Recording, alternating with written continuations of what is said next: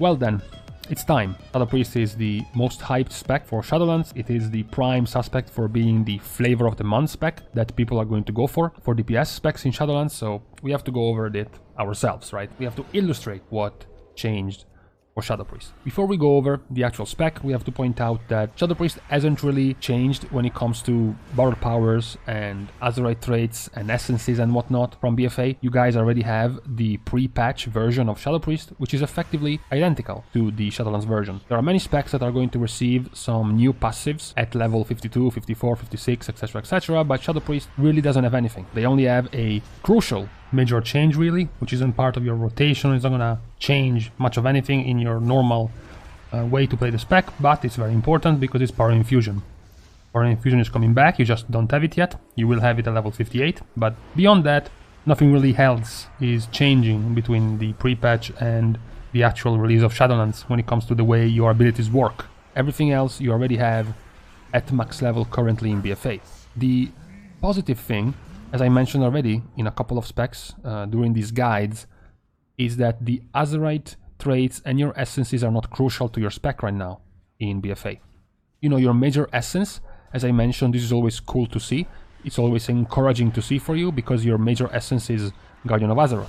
Guardian of Azeroth is nice because it doesn't really, you know, empower you heavily, doesn't really scale massively like Vision of Perfection or Memory of Lucid Dreams, so it means you don't really need a major essence to become viable. Even your minor essences are just stat sticks mostly, like Focused Energy for your haste, Ancient Flame as a passive DOT, the only one, minor one being Lucid Dreams for some extra insanity generation, but that's about it. Even when you look at your Azerite traits, Art of Darkness is just a stat stick, Spiteful Apparition is just an extra damage on your shadowy apparitions without really any extra synergy, and then your Whispers of the Damned, again, is just extra damage on your Mind Blast. There is nothing that scales you out of control with these traits. So that's cool to see. Coming into Shadowlands, losing all of this doesn't really hurt you. It's not really painful. You will not feel like something is missing, like you're missing some haste from somewhere, right?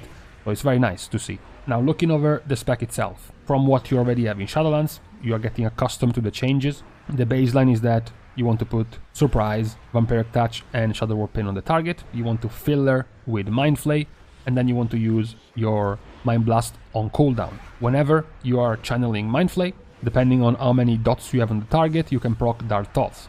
Dark Thoughts is going to allow you to instacast Mind Blast while channeling Mind Flay, or Mind Seer as well. As you are generating Insanity this way, you want to dump Insanity on your Devouring Plague. That's the entire core of the rotation.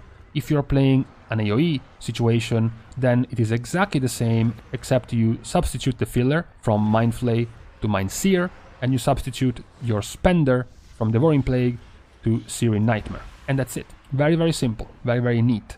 Unlike BFA, now you no longer revolve around Void Form, you no longer revolve around Insanity Generation, etc, etc. Now Void Form is just a simple 90-second cooldown. It's just going to put you into Void Form for 15 seconds. Void Form is going to enable your Void Bolt. Void Bolt is going to have massive value on cleave and spread cleave situations to extend the duration of your DOTs. And then after 15 seconds, you're out of Void Form and you continue with your normal rotation. And this is just the core of your rotation.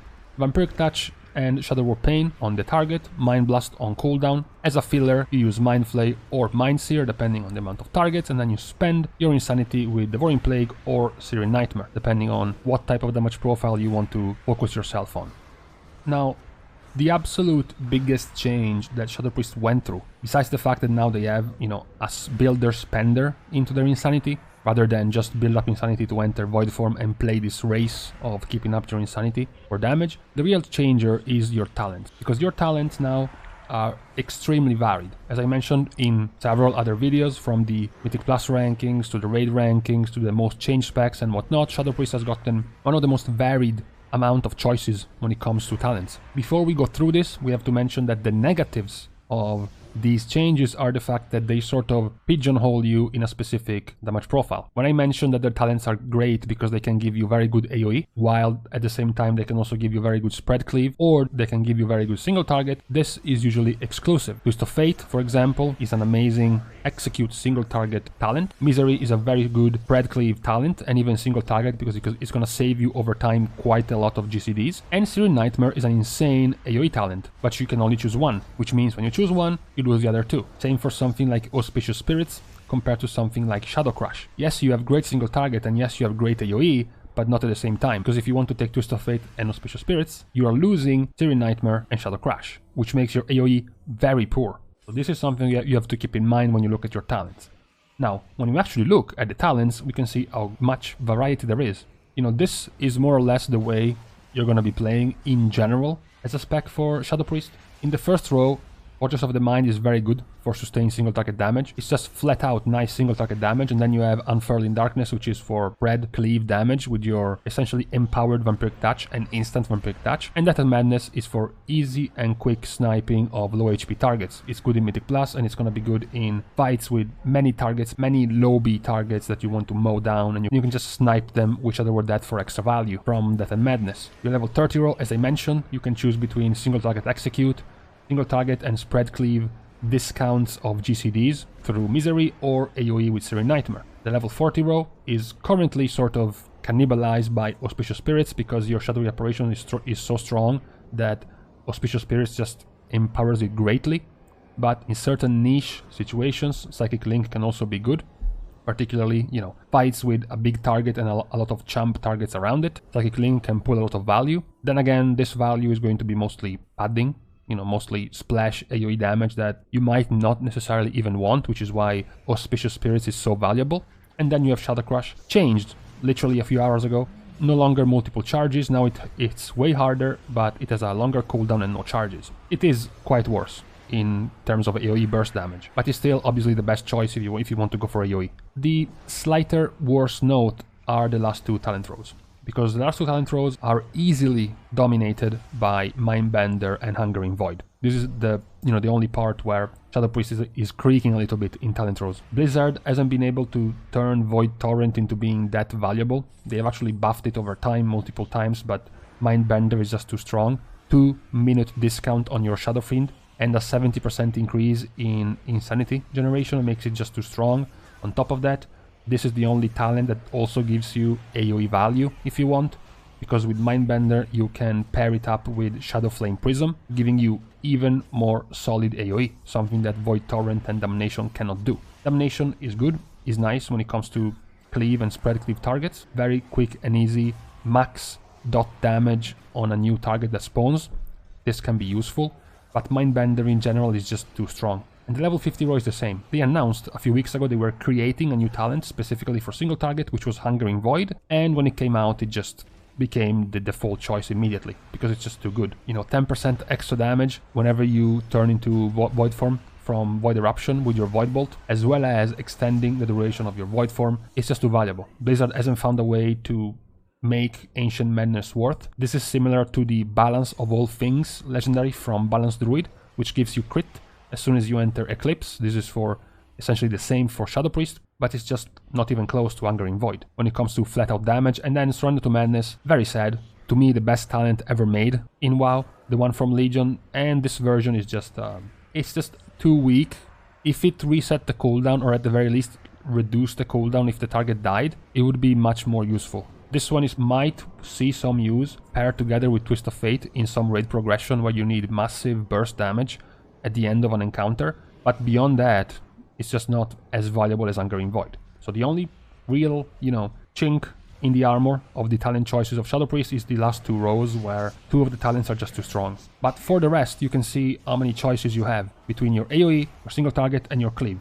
Yes, choosing AoE will weaken your single target heavily, and choosing single target will weaken your AoE heavily, but that really shouldn't be a problem, because your goal when you're going to be in a raid encounter or in a Mythic Plus run should be to specialize in a single thing very, very well, rather than trying to be a 6.5 to 7 out of 10 in everything. It is going to be much more valuable for you, for the recognition of your spec, for other players in the community, if you are known as a 9 out of 10 or a 10 out of 10 spec in a certain damage profile, which is what ShadowPriest can do with these talents. Now, they can also be helped by Covenants, Conduits, and Legendaries. So, let's go. So, Legendaries, which have been changed about 1,000,000 times. Right now, the two to-go Legendaries are Eternal Call of the Void and Talbadar Stratagem. Talbadar's has been buffed multiple times by this point. It is starting to creep up above Eternal Call. Eternal Call is also very boring, if you want to be honest. It's basically just the Shadowlands version of the Void Tendrils Corruption from BFA, except this one is going to proc from Mind Flays and Mind Seers. It is not very, interactive at all. One that is very strong for single target damage is Talbadar's, because fully dotting a target with your Vampiric Touch, Shadow of Pain, and Devouring Plague is going to make your Mind Blast do 60% more damage. Mind Blast is a pretty good source of damage for you. It is your second highest source of damage. It is going to be your first source of damage if you play with this legendary. So this is a pretty valuable legendary. Obviously, there is more synergy here with something like Psychic Link, because then the splash damage of Psychic Link is going to be even more increased thanks to Talbadar's. When it comes to AoE, of course, it's still Shadow Flame Prism, despite the massive nerfs. It has been slightly buffed again now. So AoE splash damage on your Shadow Fiend makes this legendary very, very strong when you turn it into a Mindbender. Because effectively this makes the legendary, instead of having a 3-minute cooldown, because it's only active when Shadow Fiend is active, to a 1-minute cooldown of your Mindbender. Not only that, but the Mindbender lasts 15 seconds now, instead of 10, and the duration is increased by 1 second whenever you actually trigger this legendary. This can make your Mindbender roughly 25 seconds long on a 1-minute cooldown. It is very, very valuable when it comes to AoE, mainly Mythic Plus. The other legendary, which isn't really used, but again, it has a very nice niche, is Painbreaker Psalm, synergizing more with Death and Madness, allowing you to get extra chunky Shadow Ward deaths and gaining more value from being able to spread your DOTs. But really, the effectiveness of the legendary, the amount of times you will be able to gain value from this legendary are obviously way less than all the other three we have gone over. But again, you can see the amount of variety you can have in the legendaries.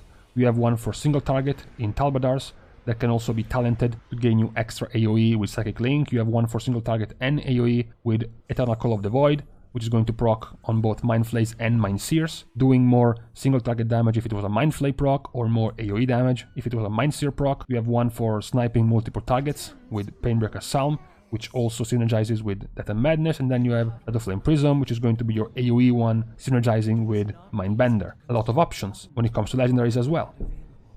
Now, continuing on illustrating the good choice that ShadowPriest has, you also have pretty good choices when it comes to Covenants. One of them is a little bit out of place, Fey Guardians.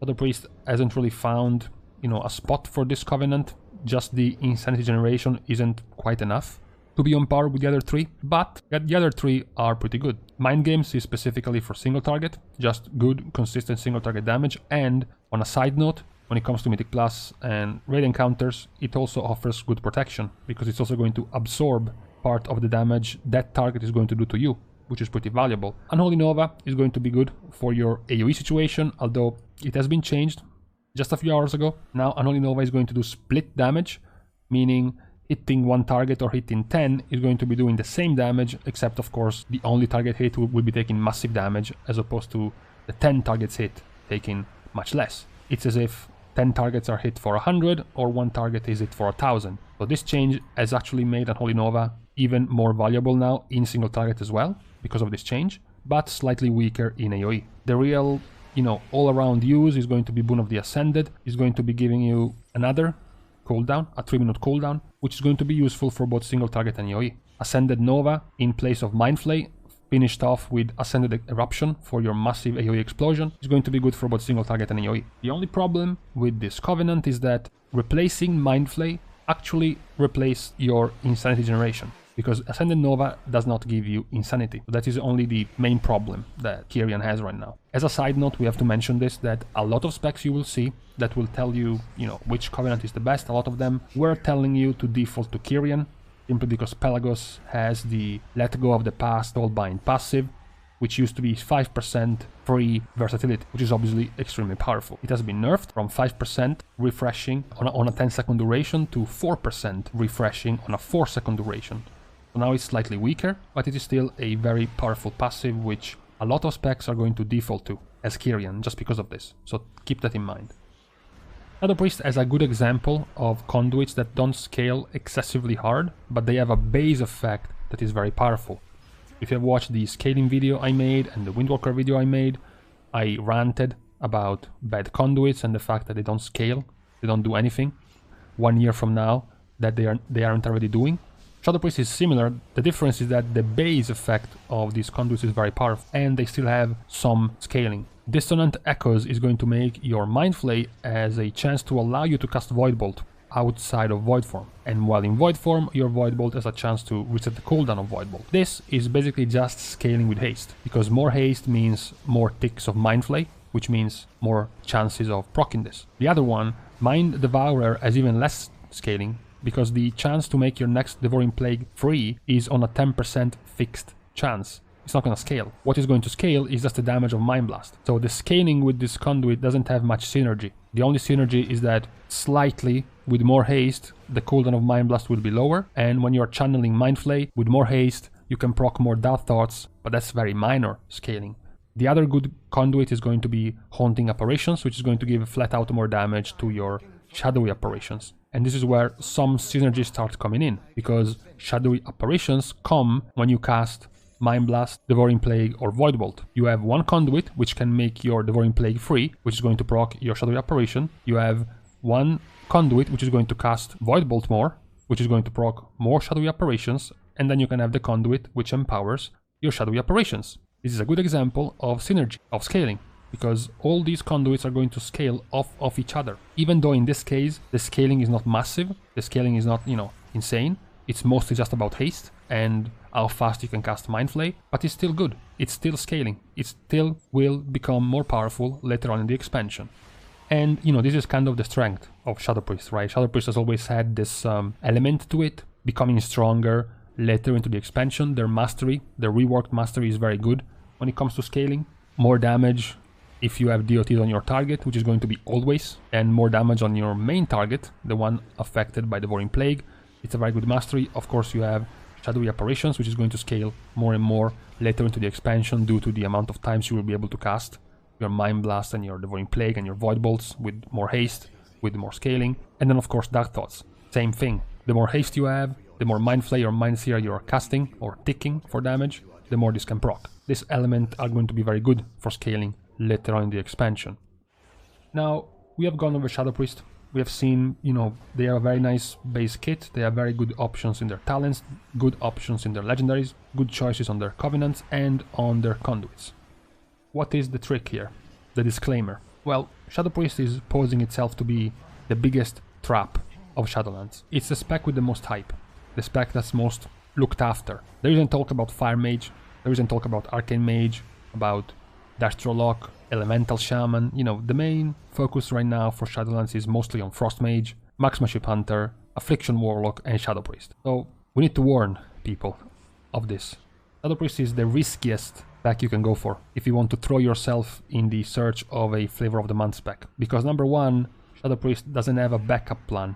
You can't go Frost and if you get nerfed, whatever, I'll play Arcane. You can't go Marksmanship and if you get nerfed, whatever, I'll play BM. If you play Shadow Priest, you play Shadow Priest. You have no other option if you want to do DPS on your class.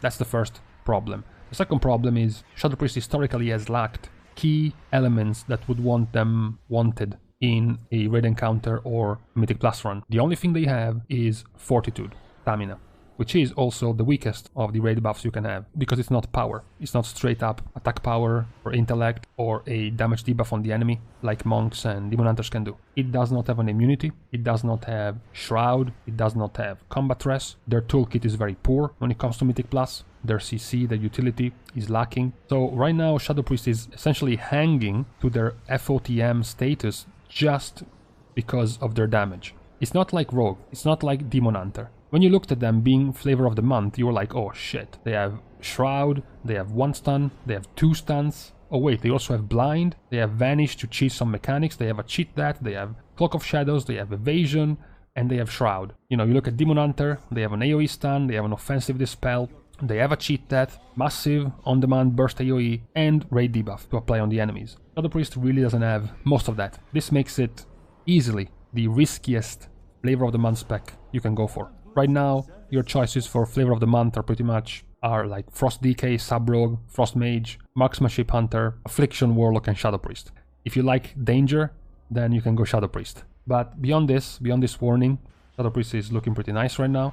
They have scaling on lock, plenty of good choices and good options, not too many weaknesses beyond the ones I just mentioned, which are the same of BFA, honestly. A lot of their kit has changed, but that's mostly damage related, not utility defenses or anything like that, so that's still there. What I'm saying is just don't be surprised if at the end of the day raid compositions are going to go back to having 3 mages, 3 warlocks, 3 hunters, and then 2 spots for Shadow Priest, Elemental Shaman, Balanced Druid, you know? Just saying. Okay, now we're done, for real. We're done with Shadow Priest, the next one is going to be another melee DPS spec, and please tell me how many of you are planning on falling for the bait of Shadow Priest, so we can all look back 2 or 3 months from now and see if I was right or not, and you got lucky and you're playing an FOTM spec. But only time will tell, we will see. See you guys soon, and in the meantime I am respecking Holy Priest just to give it some company, the poor guy.